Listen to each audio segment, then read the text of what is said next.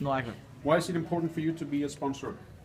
Well, the youth creates the future, and I think this is a very good way to make young people interested in business by taking concrete examples and solving those problems. To what extent have you used the solutions to the students? Well, I'm here now for the 4th year in a row. We have used every year at least part of the solution, and 1 year we used one of the solutions in the winner in its entirety. So it has been very useful also from a business point of view. Can you tell about the costs in money terms and resources for your business? Well, I think the costs are negligible. I think the businesses that I have had through this program have benefited greatly.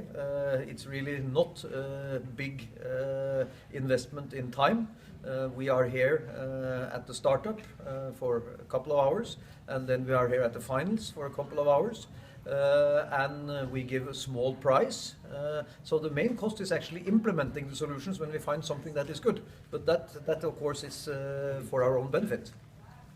Which is the next question. What is the return on this investment? Sometimes you should look for return in heaven by doing the right things. I think here there will be a lot of return in heaven, but there is also a financial return.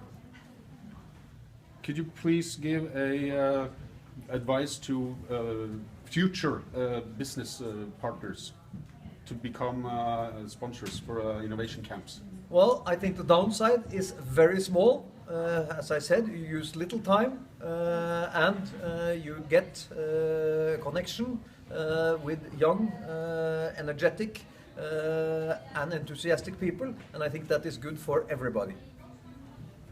Do you consider these students to be your former employees? Not my former employees, because they're kind of young, but my future employees, they could well be. Absolutely, but this is not the reason why we're doing it. They're still very young. Normally they will go through university, etc. before they are normally employable. Thank you so much, Christian Ringnes, for your time and for being such a sport with us. It's been a great pleasure, I can really tell you. Thank you. Thank you.